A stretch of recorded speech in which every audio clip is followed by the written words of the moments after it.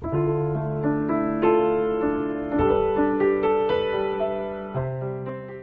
was the summer of 2014, and for my son's bar mitzvah present, just like many Jewish parents, we wanted him to bond with the Holy Land. Oh, it worked perhaps too well. My husband had stayed back at the hotel, and our friends, my son and I, had just stopped in a pharmacy. Run to the bomb shelter, sweetie. Please hurry. I didn't hear the sirens at first, but the Israelis did. They're used to hearing these things. We ran to the back of the storeroom. It was a 12-foot by 24-foot windowless bomb shelter. My heart's pounding. Boom! Boom! I hear it and feel the percussion of the exploding bombs. I'm trying not to get sick. I look at my 13-year-old son and I think I'll never forgive myself if something happens to him.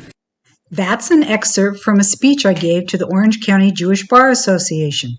It was the first, but not the last time we had to run to a bomb shelter. Our adventure and my transformation is also the subject of my book, Blasted from Complacency, A Journey from Terror to Transformation in Israel. There is no chapter in a parenting book on what to do when a war starts and you're on a family vacation. Think touring extraordinary and sacred sites mixed with cowering in bomb shelters. I'm still trying to get over the Jewish guilt of taking my son to war for his bar mitzvah present. The impact of being human targets helped me understand the plight of Israelis living like this, and it also made me want to work on peace. How Israel is often described on the news is not what I'd seen with my own eyes. And I felt Palestinian parents also preferred their children playing safely in their backyards. The missiles exploded just near enough to blow apart my world as I knew it, forever changing me. And you'd never recognize my life today with what it was like then. I believe I found my life's purpose.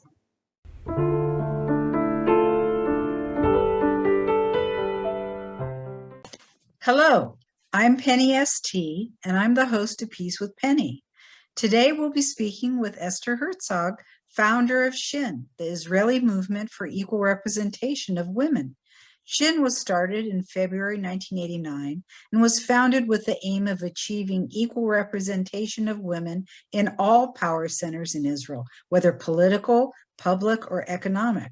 The movement struggles for gender equality in all communities in Israel. SHIN initiates projects that raise feminist awareness by organizing numerous events that provide platforms for outstanding feminist activists and professionals in divergent sectors and fields. It empowers young women and encourages their leadership involvement, promotes cooperation and friendship among Jewish and Arab women, and facilitates vocational and political courses. Esther Hertzog is the founder of SHIN, the Israeli Movement for Equal Representation of Women. She is a social anthropologist teaching at Tzvat Academic College. Her main areas of research are bureaucracy and gender in the context of immigration, education, welfare, and the Holocaust. She is an author of 4 books, an editor of 8 books, and has published numerous academic and op-ed articles in dailies and magazines. Her feminist activities include founding and heading SHIN since 1989, founding Women's Parliament in 1998, co-founding Young Women's Parliament in 2010, and founding 2 women's Israeli political parties in 1992 and 1999. I'm looking forward to speaking with Esther about their work, so let's get started. Welcome, Esther. Hi, Penny. Thank you so much. And I admire your initiative. It's really amazing, this project, amazing. Well, thank you. Thank you. I absolutely feel it's truly an honor to get to speak to people like yourselves who are doing so much to help Israelis and Arabs and many others I work with, also help Palestinians and other Arab countries also to work with Israel. And there's so many people working on peace, but you never hear about it on the news. So that's what we try to do. So since you're the founder of SHIN. Can you tell us why you started it? Well, I started it when I realized that the parties do not bother about women's representation. It was in 1989, you know, so there was no awareness of the crucial need and how shall I say, basic justice, basic social need to involve women, to have women in the leadership. So I started this activity. And I gathered, I was with a few other women and men, that all of us believe that we have to struggle to change things and to bring more women to power centers, all kind of power centers. So we started to do a lot of activities, but I think that the first years, maybe a year, 1 year or 2 years, we had meetings, home meetings all over the country. And we had, I think, about hundreds or thousands of people participating in these meetings. And gradually, little by little, I think that awareness did develop. And I think that more and more initiatives started, not only ours. So you could see other groups doing this or another kind of activity to change the situation. Do all of your programs involve Jewish, Israeli, and Arab women working together? Yes, it's very basic agenda that Yes. we want, that we insist that it will be together with Arab women, Jewish women and Arab women. And it can be women from all spheres of life, you know, professionals, working women, academicians, activists, you name it. And of course, we wanted to work together with Arab women. And we found out at the time when we started the 1989, and then in the beginning of the 90s, that actually most of the initiatives of cooperation between Jewish and Arab women they were directed at more educated women, Arab women. So Jewish and Arab women from the elite, I would say, elite groups that cooperated. And we decided that we are going to work with women from all groups, educated, uneducated, older women, younger women, from all groups. So this was very, very important from our point of view. And that was exactly what happened when we started our activities with the young girls, with the young women's parliament. Again, we said that we want to have Jewish and Arab girls working together, meeting, socializing, knowing each other and respecting each other, and developing patience and respect for each other. And I think that we did quite well. I wish we had more resources, so we could have done a lot more. But I mean, we did our best with what we had, you know. Well, it seems terrific, that's for sure. And obviously in the US, there still is a disparity, but there's some particularly prescient issues in Israel that complicates the situation, such as the religious influence and the Orthodox influence. Can you talk a bit about what creates this disparity of women not being present in the power sources? Not obviously they're present, but not enough in where they can have the influence they deserve. Yeah. Well, I mean, the Israeli political sphere is based on sectorial representation. So we have representation of people from Russia, less so now, but it used to be. We have from religious national groups. We have the Orthodox groups represented in the parliament, and so on and so on. But as we have the Orthodox parties, two Orthodox parties, one is Ashkenazi and one is Sephardi, the Mizrahi it's called SHAS, you know.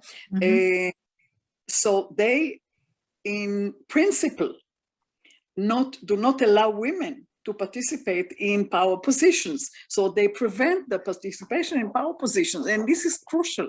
I mean, because if you think about, like, they are like 15%, I'm not sure about the exact percentage, but they are a big group in society, an important group in society. And if they prevent women from participating in political life, in the parliament, in the government, this it has a very deep impact on all women, first of all on Orthodox women, but on all society. So then you see not even one woman from the Orthodox parties that is in the parliament or in the government, of course. So this is a very bad situation. I think you don't find it anywhere else, maybe in Saudi Arabia, maybe, or very fanatic Islamic countries. But that's what happens here in Israel. So, yeah. Wow. So, Wow. But at the same time, I must say that there's a lot going on, as you said before, and you were very right about it, that there's a lot of activity that is going on in the field. A lot of activities of different groups, Jewish and Arab and Orthodox, religious and secular, and so on, but you don't hear about it a lot. So, for instance, I have this friend of mine, Iftisam Hamid, who is a very, very good friend and colleague and partner in all our activities. And she's doing a lot of work together with religious groups, you know, so they do a lot of work with the religious groups here in Israel and in Jordan.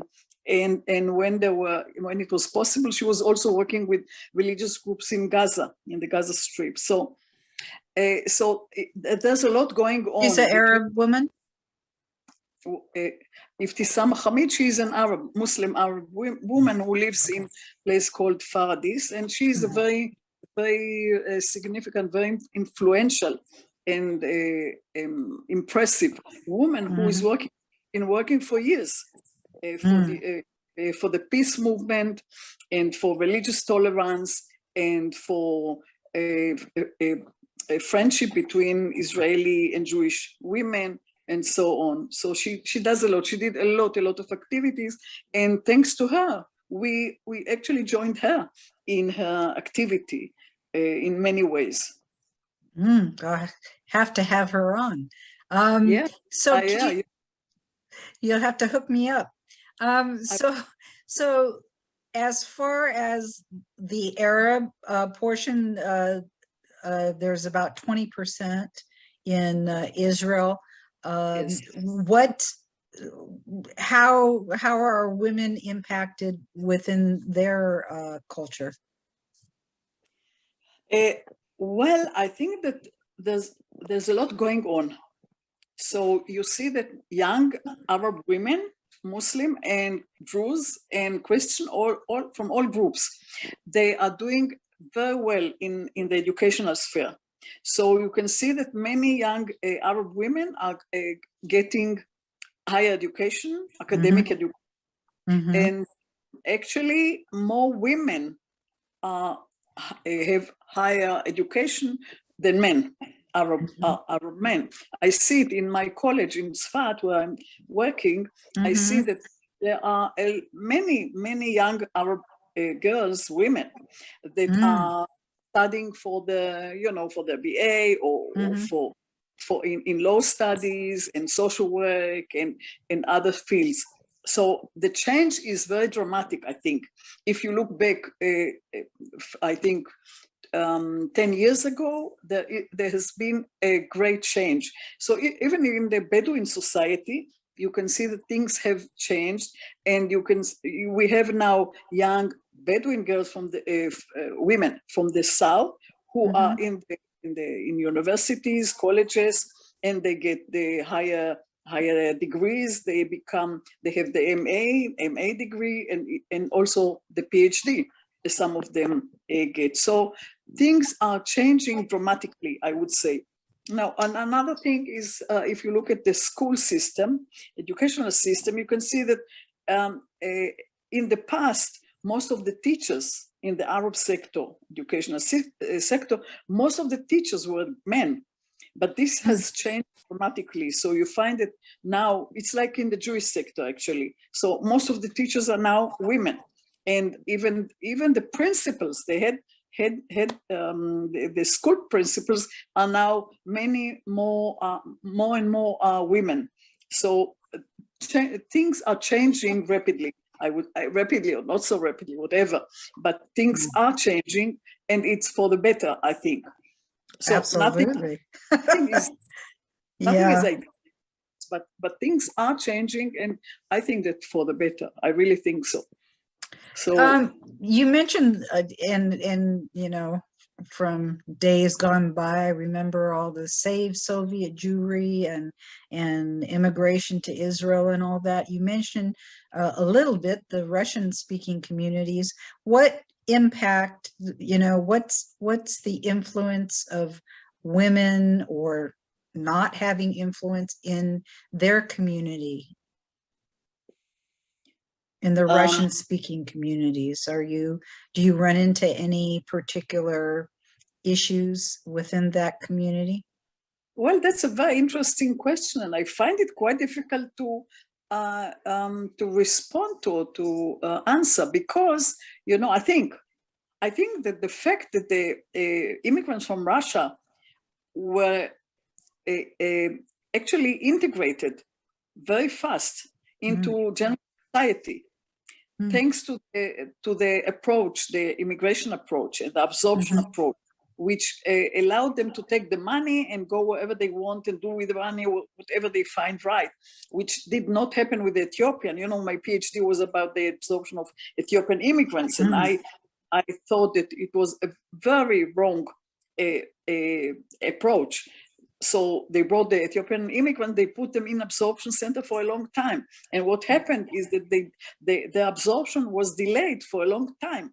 And I think they lost a lot in terms of working conditions, opportunities, and in terms of the education opportunity for the children, and so on and so on. So I think that even racism against the Ethiopians emerged from this kind of absorption, from this approach of absorption. So with the Russians, with the immigrants from Russia, it was different. They were absorbed straight away when they arrived. They went wherever they chose to live, and they worked in whatever they wanted or could, and they got, I don't know, the children went to the schools, to the right schools where they lived, and so on and so on. They got the jobs. They got they were more free. I think they integrated quite fast, actually. So I don't know. I meet a lot of course, a lot of past immigrants, the immigrants from Russia, but they are just like anyone. You can't, of course, you can't see them by color, but you see them, for instance, in the supermarkets, working in supermarkets as cashiers and all kinds of jobs, you know, in the university, everywhere. So sorry, yeah. Go ahead. Yeah, no, just what's in the news? Have you seen any new immigrants coming because of what's going on from Russia? Well, yes. Or Ukraine, or? Yes, Ukraine, people from the Ukraine are coming in, yes. And the government, they had some problems because they were discussing, and they were trying to avoid the open gates, you know, for everyone. And they said all the Jews can come in, but not others, you know. So decided there was a lot of criticism, so they decided that some of the Ukrainians not Jewish can come for, you know, temporarily. Well, it's a very difficult and complicated situation. Yeah, with the right of return and all that. Were the Ethiopians who came, were they Jewish? If they were Jewish, the Ethiopians who came? Yes. That's another question, you know, that many said that many of them were not really Jewish, and some said that they were all Jewish, and they actually preserved the Judaism for hundreds of years, and so on and so on. But the same things were said about the immigrants from Russia. They said that many of them came and they were not Jewish, and they wanted to come to a better place with better economic chances and so on. So, well, from my point of view, it doesn't really matter. Right. But it's a curiosity because, for many obvious reasons, not least of which from Ethiopia, I think most people don't think of them as being Jewish. And I was curious about that community because I always heard that they had the segment of Jewish Ethiopians who, immigrated to Israel. And so I was just curious about that if they were. No, I wouldn't say that they are generally considered as non-Jewish. I don't think so. I think that the general public does consider them, does relate to them as Jewish people. Yeah, I think so. There is a problem, of course, with the work migrants or political migrants that are coming to Israel from Africa, so this makes the situation more complicated because these are Black people and these are Black people, so how can you differentiate, But I think that generally people here do accept the Jewishness, and most of the people are treating them, relating to them in a fair way and respectful and so on. So there are some racism, there is racism, no doubt. And the police is treating the young Ethiopian guys sometimes very brutally, I would say, like you see it in America.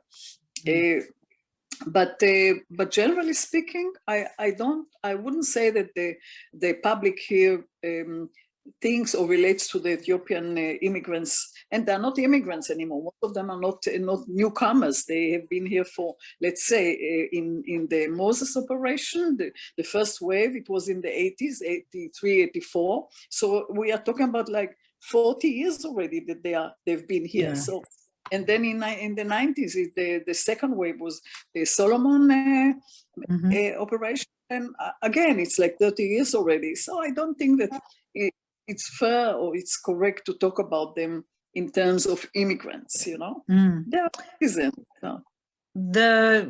As far as the influence of being Muslim and women in their culture and getting heard within their political parties or otherwise, what's the impact of that? How are women treated in terms of power? What do you mean? Which women? Who are the Arab women, the Muslim women, the Arab women, the Muslim women? How the Muslim women are being treated in terms of power, of being able. You talked that they're becoming educated and they're becoming more. They're seen in more powerful positions, but still, does that translate into, for instance, the Arab political parties that are there? Well, I suppose you must have heard that there is a very high rate of murders, violence against women in the Arab society. Yes. A lot of against women. Yes, unfortunately, yes. Yeah, not that we don't have it in the Jewish sector, unfortunately, but yes, I think that if you compare it, you could say that there are more women who are murdered in the Arab society than in the Jewish society, and this is not just a minor fact; it's quite cardinal. It's quite.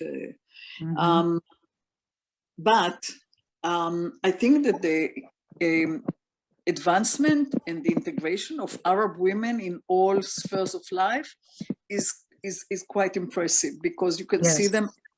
You can see them everywhere. The women Yes. in the media. So most of them are in the Arab media. You know, the Arab-speaking media, most of them. But still, there are some women who own radio stations. You know, family that own the radio stations, and they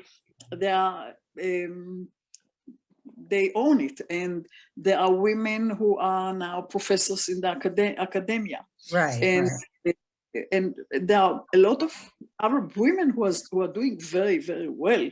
So things has changed dramatically, as I said. Has not Yeah. enough, of course, but Yeah. things have changed.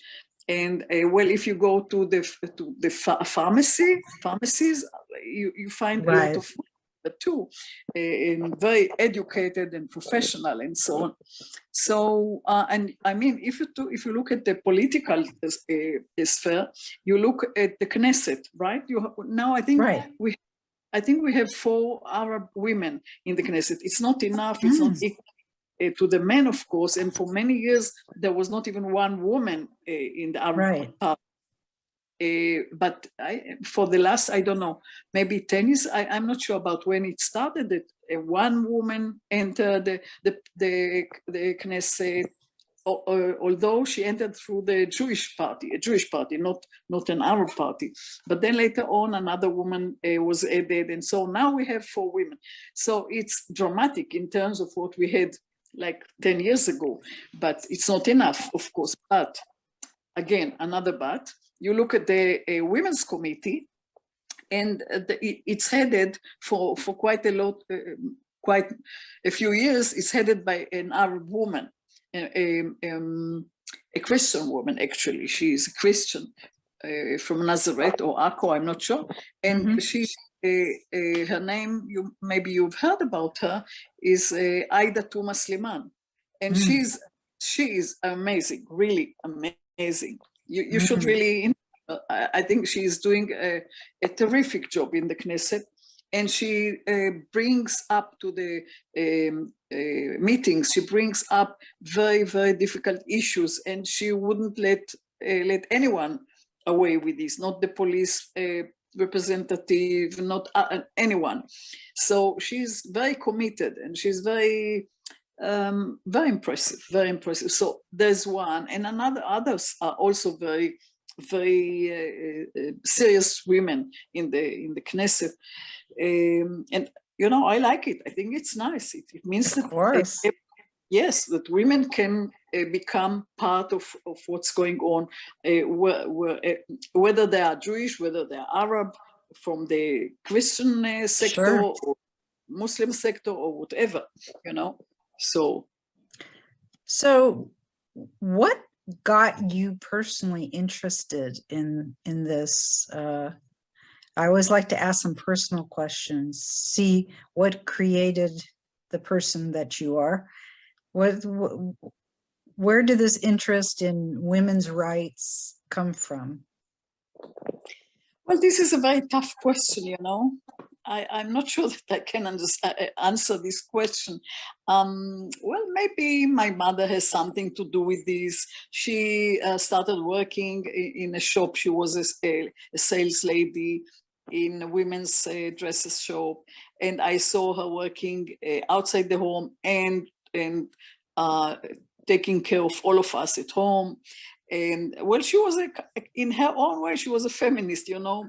There was no name for that at that time, but the way she behaved and the way she made her decisions her way and so on. And then I had my father, you know, my father had also some very significant influence on me, because, you know, he actually treated me like his friend, you know. How cool. What's that? I said, that's very cool. That's neat. I used to go with him every Saturday to the soccer plays, football, what do you call it, football or soccer games in Netanya, and I adore the football players in Netanya, which now can't understand. They're all men. They were all men, and now it's, you know, I can't stand it. You know, this situation. So anyway, I went with him. With him to men's films. He liked the Tarzan film and the war films, which nowadays I hate. But on time, I was going with him, and Sure. you know.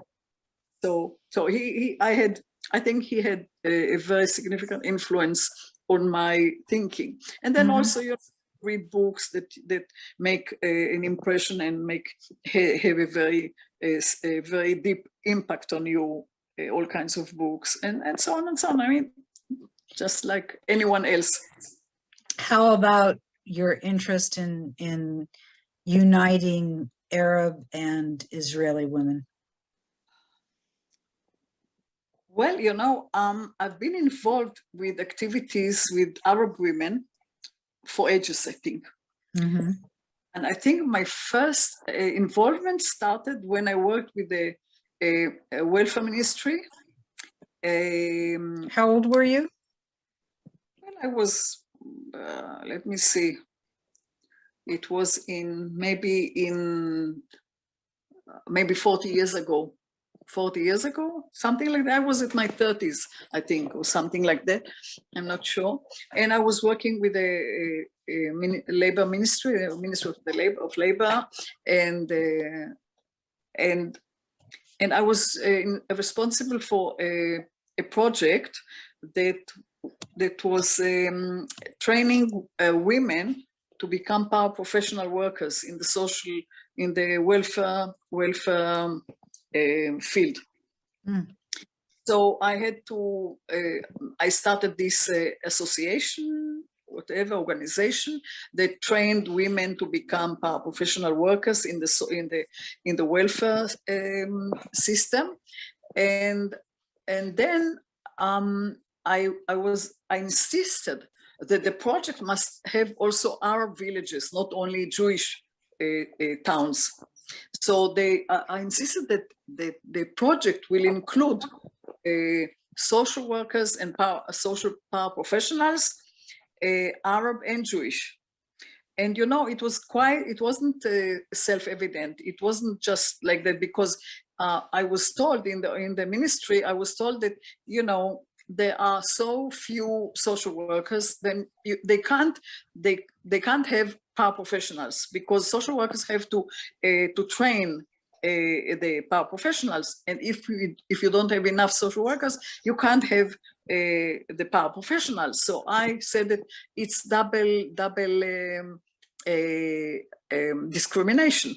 So once you discriminate against the Arab population, when you have very few social workers, and then you discriminate against them for not having these paraprofessionals who can do a very good work in the field, helping young families, women, the elderly, and so on and so on.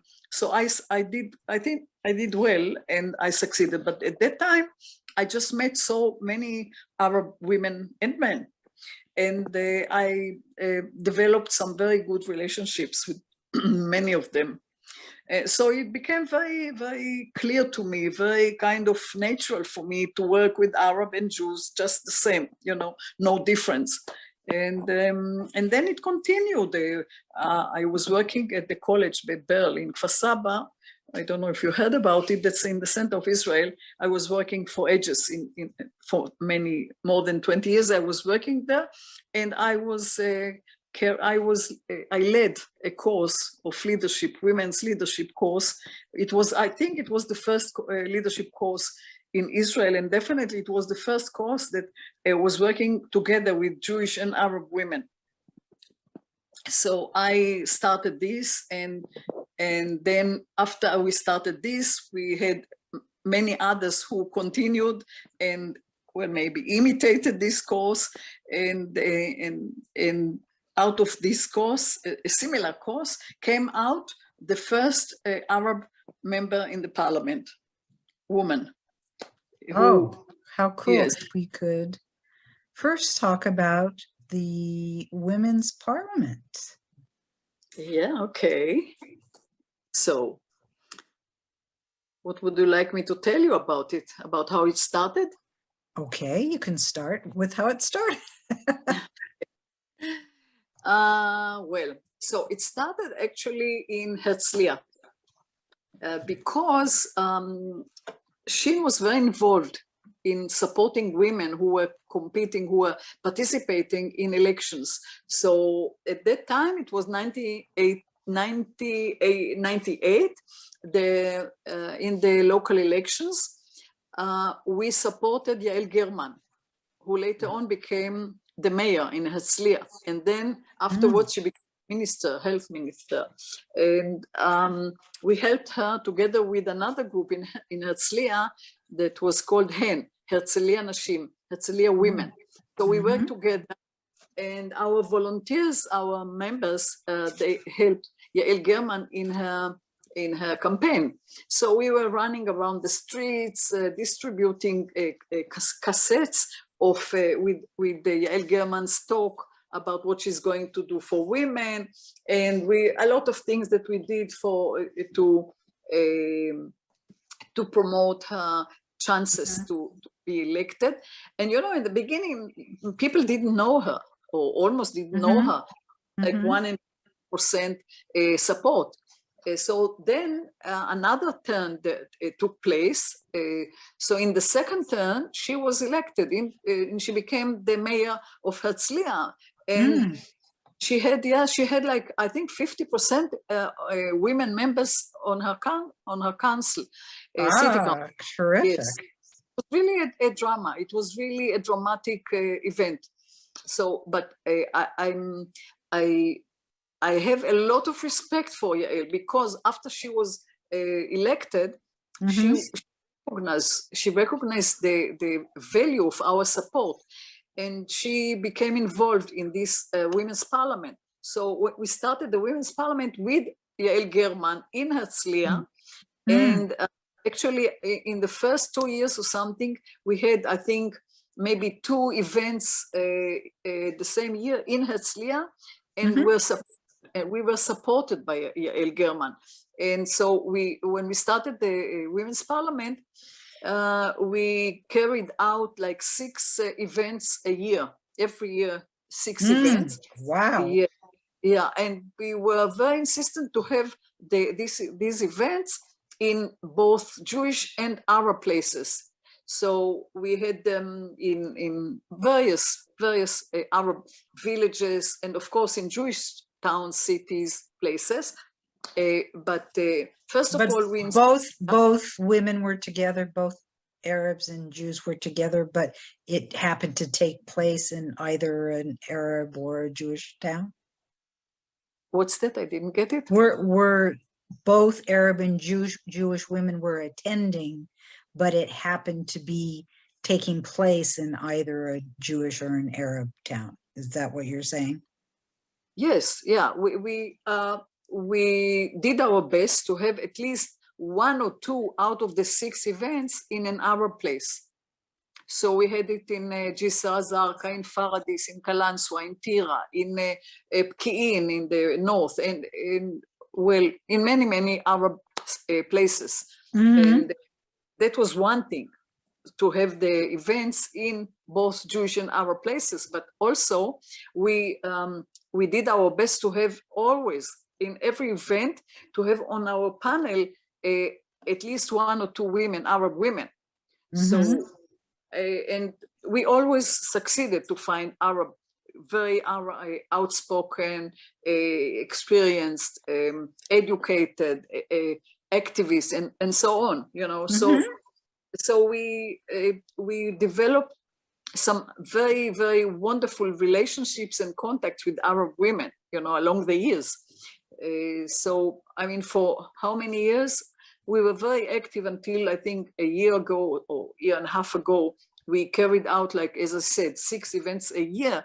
And you can imagine, if you have 6 events, and in every event we had I would say between 100 people and 200 or 300, just like the event that we had in Jisr Azarka. Jisr Azarka is one of the poorest villages in Israel. And And when we had this event in Jisr Zarqa, we had actually 2 events there. But the first event that we carried out in Jisr Zarqa was about women against arms. So it was following the killing, the shooting that was going on in the village. And, you know, most of the council members in Jisr Zarqa joined the event. They were there. And there were stories that mothers told about events that took away their children, you know, in these shoot events and so on. But we were talking about any kind of using arms, you know, even the nuclear weapon and whatever. So it was a very, very powerful event. So that is just one example, but we went all over. We went to El Qasami College. That's an Arab college. Where we were there. We carried out a few events there, and I think when the one in El Qasami in the college was about education, women education. I think it was, and then in well. We had so many, and you know, maybe you can you can suggest to the listeners to go to see our website. Yeah, it sounds well, of course I've been all over your website, but yes, it's worth a trip for sure. Having 6 events a year, sounds like an incredible amount. But you said about a year ago it stopped. Is that because of COVID? So we had already more than 100 events that took place all over the country. How fantastic. But it stopped because of COVID. Is that why that? Well, maybe COVID was also had something to do with the slowing down, I would say. But then we did carry out a few events online, you know, so we had a few events online. But somehow I think that maybe carrying out events online made us, how should I say, more reluctant to carry out physical events, you know what I mean? So we I could take that a lot of ways. In certain ways, when you have an online event, obviously it's less expensive. But what's fantastic is the breadth of participation that, in theory at least, you can have in terms of all over the world. I mean, it's certainly, if you can get the exposure, then, you know, that opens up quite a lot of participation from everywhere. Yes, you are very right. You know, it's interesting that you say that, because actually we carried out 2 international conferences in Tzfat, in the college where I'm working. We carried out conferences, one last year and one this year in March, on the International Women's Day. We had a second international conference, and it was about the sex industry, our struggle against the sex industry. And we had, I think, many people that joined us all over the world. I don't know, it sounds very big, but you know, but we had some very excellent speakers who are in the struggle in the United States, and so on, and of course some experts from Israel, from here. So the internet is a wonderful Zoom is wonderful to carry out big events, international events, and so on and so on. Yes, but I think that the power of the Women's Parliament was more from the physical events, that women met together and discussed together and have this kind of personal contacts. So it's very different. The networking is better in person, you're saying? Yeah. Oh, yes. Yeah, that's true. Yeah.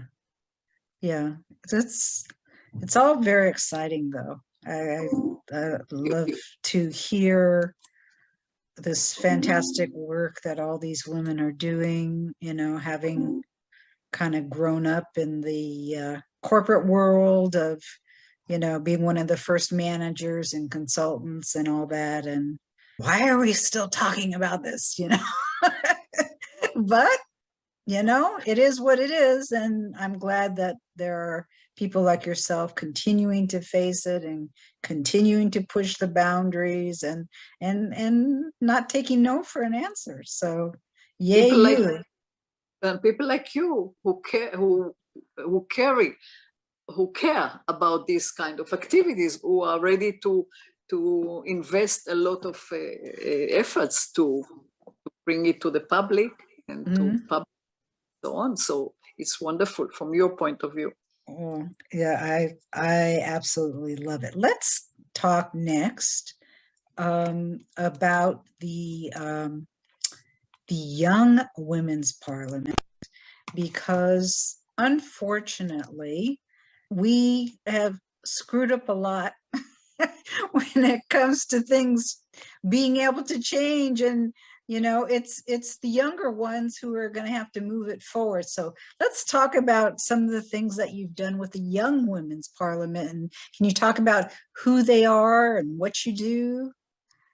Yeah, well, you're quite right. We also came to the understanding that we need to bring into the struggle, into this revolution, maybe young women, so that they will have the awareness and care about the women's situation or women's status, women's rights, and so on and so on.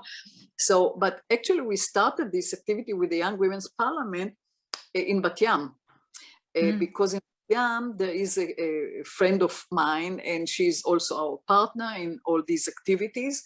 And she carried out, actually before we started the Young Women's Parliament, she carried out a very, very impressive activities with young girls in Bat Yam, various kinds of activities. And I don't know how she called this project.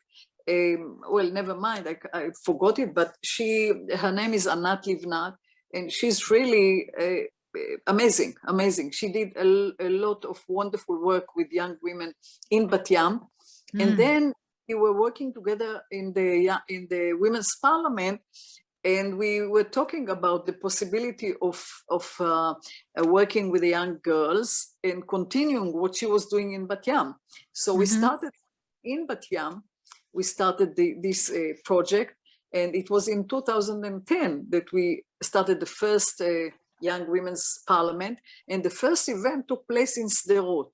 Have you heard of Sderot? Yes. Yeah. It's about a mile from Gaza, I believe. Yeah, exactly. So there was an event, what was it called? A kind of social event, bringing to this place all projects, all social projects from all over and so on. So we also joined that event in Sderot.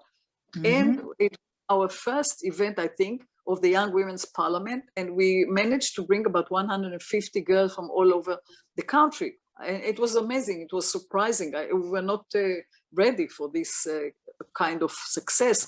And we were discussing, I think at that time, we discussed the issue of women in the army, I think. And, I'm not sure. I'm not sure if we had also young Arab girls. I'm not sure. But later on, we continued in different places, and we organized many events of socializing and discussing feminist issues with the girls. And then so we started groups, local groups. That was the basic kind of activity. So we had I think we had 10 or 12 groups, Jewish and Arab groups, all in various places, and they were active in their own town or village.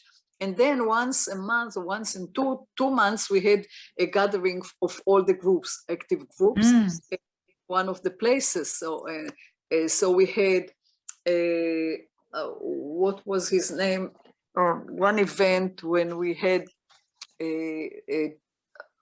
what is the name of the black man who led the struggle in the States? Martin Luther King? Yeah, Martin Luther King, his son, Martin Luther King Jr. came. Yes, he was there in Bat Yam in one of these events, and he spoke to the girls, and we spoke about racism, and I don't know, I can't remember anymore about these issues, and we groups group discussions and so on and so on. So this is just one example, but then we had another, well, many events. And again, if you can suggest to the listeners to go to our website of the Women's Parliament, they can find a lot of pictures and also the of summaries and descriptions of the events. So, can you, I'm looking at this picture here of them meeting with the female Knesset members. I'm wondering if you could say a little bit about that. Yeah, well, right. So we decided, we thought that it will be very, very powerful to bring the young girls to the Knesset and meet with a Knesset member, female members of the Knesset, and listen to them and talk to them, ask them questions and so on and so on. And we carried out a few meetings like that.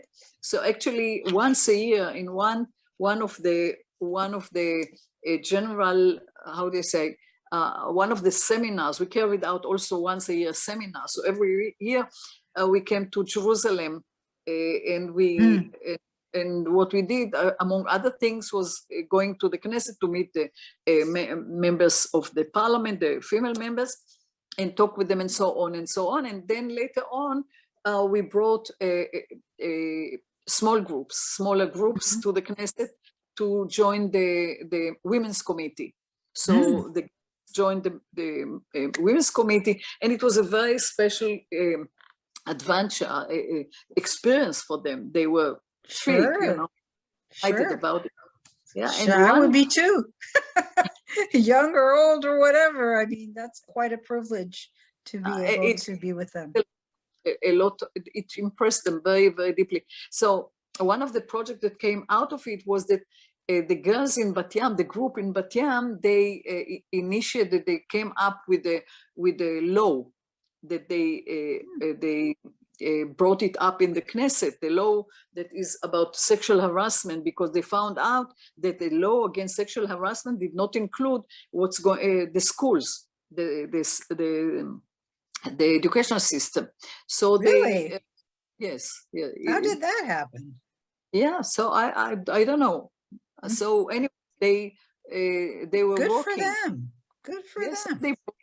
They brought it to the Knesset, and it was also it was voted already for the pre-voting. How do you call it? The pre-voting process. You know, there are three stages of the process. That's the pre-stage, and then another 3 stages that the law proposal has to go through. So they managed to get it through the pre-stage. Awesome.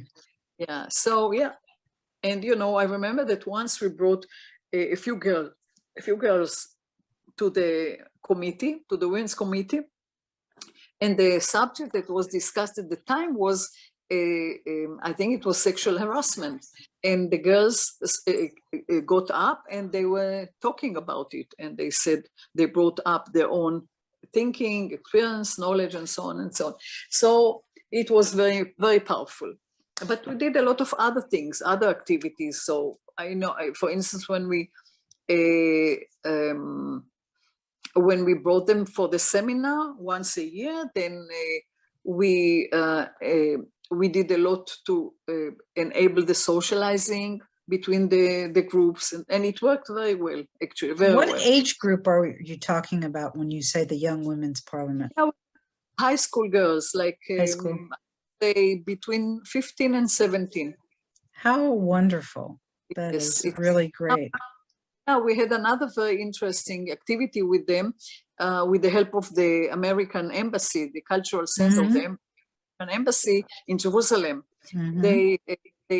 They facilitated a meeting online meeting with girls from Dayton, Ohio, and Mhm. also from girls from Kenya. So it was a very exciting experience. So the girls could speak and ask questions each other. It was amazing, really. So How that's another, wonderful. yes, right. So you have another project that you did have, Anwar, with Arab and Jewish women. If you could talk about that. Right, yes, sure. So Anwar means in Arabic lights. Mm. And, you know, in one of our meetings, the Women's Parliament events, a few Arab women said, well, we want to have ongoing activities, mutual activities and cooperation, not just meet once in a month or in 2 months and so on. So that's how Anwar started. And the was to develop ongoing activities and cooperation. So we started Anwar, and in fact, it started in the second Intifada in 2001, I think. Wow, really? Yes, and the first, well, I can't remember where was the first. Yes, the way we our activities was in a form of weekend meetings. So we had 2 or 3 weekend events, weekend meetings, 3 times a year, something like 2 or 3 times a year in various places. And we were fun. Yeah. You may learn a lot, but I bet you have a really good time too. No doubt, it was really great. It was really great. I'll tell you something. I miss it. It was so wonderful. You know, sitting all in the circles, talking, and talking also about some very tough issues. You know, it wasn't that always that nice. It was also sometimes very like we were talking about the Nakba in one of our events. Yes, in Kiin. It was in Kiin. Well, for our listeners, the Israeli independence is one thing, but to the Arab population or Palestinian population, what we celebrate and love, the Israeli independence, they call the Nakba, which means the catastrophe.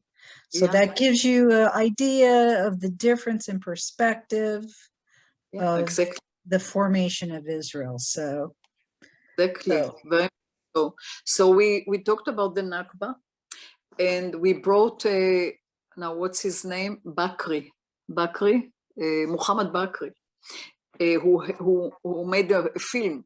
His name is called, the title of the film, his documentary is 1948.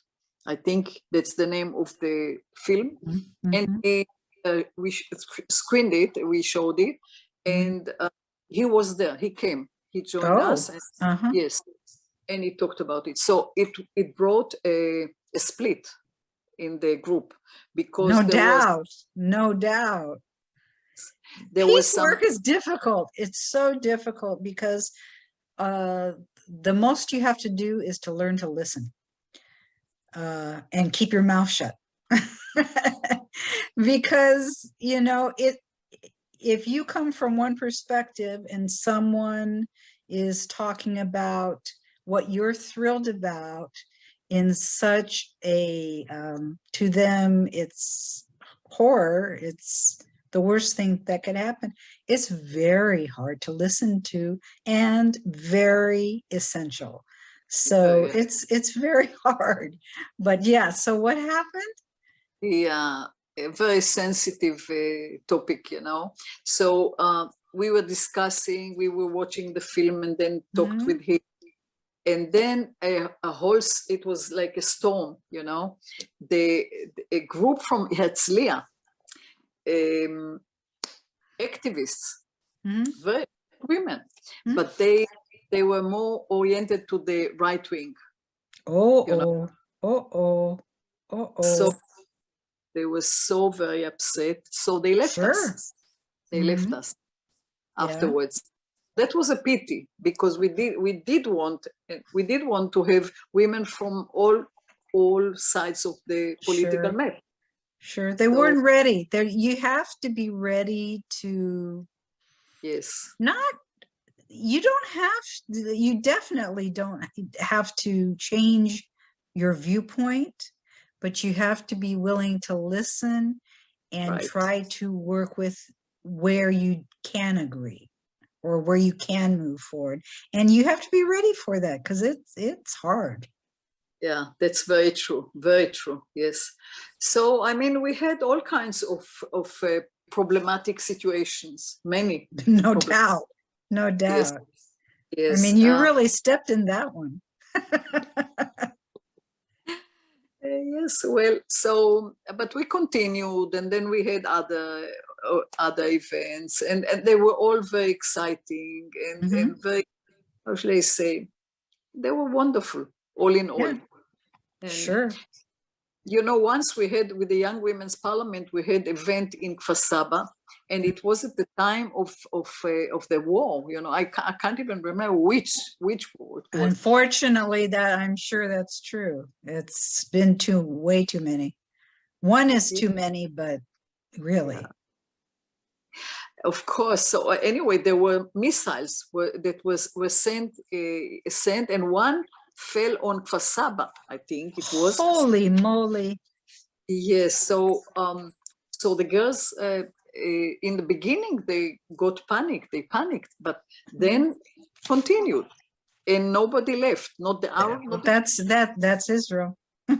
That's Israel. I know from being there under those circumstances. I would, you know, when you're in the bomb shelters and the missiles are, and you feel the percussion on your skin, even if it's up in the air and it's miles away, you still feel it and hear it, and the sirens, and you know, because it happens unfortunately so often. Still, they'd say stay 10 minutes so that the shrapnel has chance to fall down to the ground, and some businessmen, well, hey, I got a meeting, and they would go, and you know, of course, us new to this, or at least me, saying, where is he going? Is he crazy? But you know, it becomes, you know, I have things to do, and it's very unfortunate and a very strange way of life. No doubt. Yeah, it's already like a routine. Yeah. So let's talk about this last project that I want to be sure that we get to. Your Women Reborn. What different activities were those about? Well, Women Reborn actually started in Faradis with Iftisam Mohammed, who I mentioned before earlier, and she was an outstanding. She is still an outstanding leader, and she received a donation. Would it be donation or grant? Or sponsorship of some type? It could be a grant. It could be it could be any of those. Basically, she got supported financially to do something. Yeah, exactly. It was a family foundation, and one of the members of the family visited Israel a few times, and he met her, and he came to her home. At the time she lived in a very, very tiny home with her children and husband and so on. And he was very impressed with her, the way she was talking and the way she was telling about all her activities, peace activities with women in Gaza and women in Jordan, women in Israel, with all groups of women. You know, by the way, she went to Sderot when they were bombing, and she was talking to the people there, and she said, "We are brothers, we're sisters. We don't want anyone to die. It's unbearable that people are dying on any side." You know, she's a very interesting person, and once she got this sponsorship, that was quite a lot of money. we started with her the project. She led the project, and we were supporting her in, well, thinking together, planning together, but she was the one who carried out the project in Paradis. And for 3 years, she was leading it, and she did so very well that the sponsor gave her another amount of money to do the work also in Jisr Zarqa. So we were working, she was working, and we were helping or cooperating in these two places, Paradis and Jisr Zarqa. And it was so very successful that first of all, it offered the women vocational training, all kinds of vocational training according to what they wanted. They said what they need and what they want. It was languages, it was a training for sewing or for doing jewelry. I can't remember all the things that they did, but also raising awareness, feminist awareness, and political involvement. So they became so powerful in Paradis that when the elections came, the candidates came to them, to the women. They were now a very powerful group in Paradis, and the candidates came to them to ask them for their support. So they supported the man who was eventually elected and became a mayor. Wow. And that was a kind of cracking the system, Hamula system, because now the women supported men not according to what the Hamula decided, but according to what they thought will be good for them and for their families. So they were lucky enough, and Ibtisam was lucky enough that the mayor was very cooperative and very thankful, and he helped them in many ways, giving them letting them have facilities for their activities and money and many other things. And he made Ibtisam his counselor on women's issues and so on and so on. So it was very, very, very successful. Well, the only problem, you know, with all these projects, that you get the money and then the money goes away, and, you know, things go back to where they were, more or less. Not totally, but in many ways. So in Jisr happened something very, very similar. We also, well, Ibtisam led it also in Jisr, but we had local coordinator, and a lot of activities went on there. We found out that in Jisr Zarqa, many women were analphabetic or illiterate, and even in Arabic, they could not write or read Arabic. So we carried out these Arabic lessons and Hebrew lessons, English lessons, and computer lessons, and all kinds of activities that they wanted to have, according to wanted to have. And then also political awareness and feminist awareness and so on. So, well, when they got so very powerful, the candidate, the religious, very religious mayor, he didn't like it. So once he was elected, he was very suspicious of what was going on, if this is kind of harming the family system and the political system, whatever. So he didn't like them. He didn't like it, and he actually gave them a lot of problems. So this on Anwar, not Anwar, the Women Reborn, I think it went on 3 years in Paradis, and then 6 years in Paradis, and the last 3 years also in Jisr Zarqa. And I think that a lot of good things happened. Also continued with the Young Women's Parliament in Jisr. And it was a kind of continuation of the Women Reborn project. So great. For your last question, what areas in Israeli society are you seeing that concern you the most that SHIN can have a positive impact with, and how? Well, so many, so many things, so many things. Well, first of all, the most important thing is the power positions, that we want women to be involved in all power positions in society and in the country. And actually, starting now, we hope to start excuse me, a project that we call 50-50. Mm.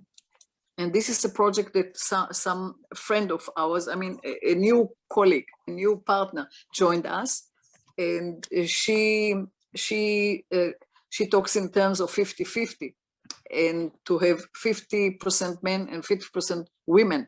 So to have this equality all the way, and bring women to be half of any power position.